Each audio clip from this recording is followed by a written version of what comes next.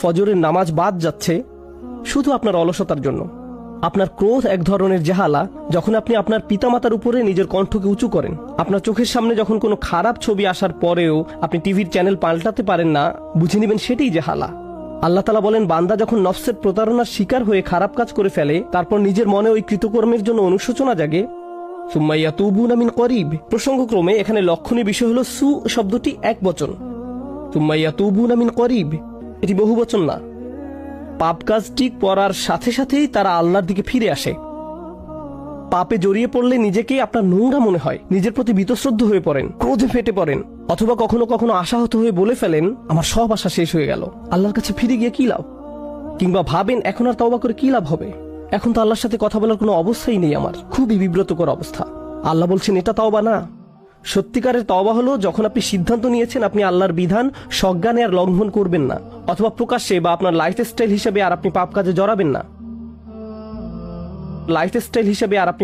জড়াবেন না। তাই বলে আপনি তো ফেরেশতা না। মানুষের ভুল হতেই পারে, আবার ভুল হলে সাথে সাথে আপনি আল্লাহর কাছে বিনম্র চিত্তে ফিরে আসুন, আল্লাহর কাছে ফিরে আসুন। সুম্মা ইয়াতুবুনা মিন করিব। তারপর আল্লাহ বলেন, ফাউলাইকা ইয়াতুবুল্লাহু আলাইহিম, এবং তখন আল্লাহ আপনার দিকে ফিরে আসবেন এবং আপনার তওবা কবুল করবেন। আমার ও আপনার জন্য কথাটা অত্যন্ত গুরুত্বপূর্ণ।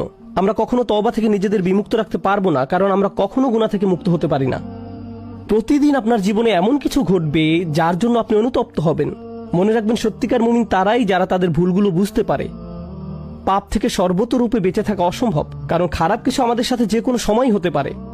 কিন্তু যখন মুমিনদের জীবনে খারাপ কিছু ঘটবে, খারাপ কিছু করে ফেলবে, সময়ক্ষেপণ না করে আল্লাহর দিকে ফিরে আসবে। আর আল্লাহ তাআলা আপনার তওবা কবুল করা তো নিজের উপর অপরিহার্য করে নিয়েছেন।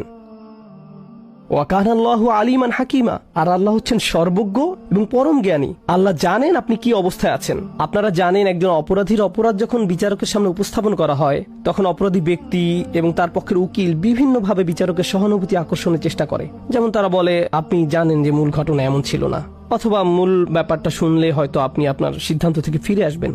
কিন্তু আল্লাহ তাআলা আপনার সবকিছু জানেন, তিনি আলিম। আপনি আল্লাহ তাআলার চেয়ে উত্তম কৌশলী হতে পারবেন না, এবং তিনি জানেন আপনার অপরাধ ক্ষমার যোগ্য কি না। ওয়া কানা আল্লাহু আলিমান হাকিমা। আল্লাহ হচ্ছেন সর্বজ্ঞ, পরম জ্ঞানী। তাই আমি আল্লাহ তাআলার কাছে দোয়া করি, এই রমজানে তওবা করাটা যেন আমাদের অভ্যাসে পরিণত হয়। তওবা যেন আমরা নিয়মিতভাবে, সচেতনভাবে এবং সজ্ঞানে করি। মসজিদে সবাই যখন দোয়া করে আপনি তখনই শুধু তওবা করেন এমন না। গাড়ি চালানোর সময় তওবা করবেন, গাড়ি চালানোর সময় তওবা করবেন, কারণ আপনি এমন কিছু দেখছেন যা আপনার দেখা উচিত না। আপনার কান দিয়ে এমন কিছু শ্রবণ করছেন যা আপনার শোনা উচিত হয়নি, অথবা এমন কোনো আড্ডার মাঝে আপনি উপস্থিত ছিলেন যেখানে যাওয়া আপনার উচিত হয়নি। হয়তো আপনি নিজের অজান্তেই ওই আসরে আপনার ভাই, আপনার বোন, পিতা বা আপনার কোনো বন্ধুকে নিয়ে গীবতে জড়িয়ে পড়লেন। আপনি এমন ব্যক্তি না যে স্বীকার করে না যে ওটা আসলে গীবত ছিল। আপনি ওই রকম ব্যক্তি যে নিজের ভুল ধরতে পারেন আর বলেন ওইটা আসলে গীবত ছিল। আপনি নিজেকে চেক করেন আর তওবা করেন। সাথে সাথে আমি আল্লাহর কাছে দোয়া করি, আল্লাহ তাআলা যেন আমাদের বেশি বেশি তওবা করার তৌফিক দান করেন এই মাসে, এবং আমাদের সকল তওবা যেন কবুল করেন। বারাকাল্লাহু লি ওয়া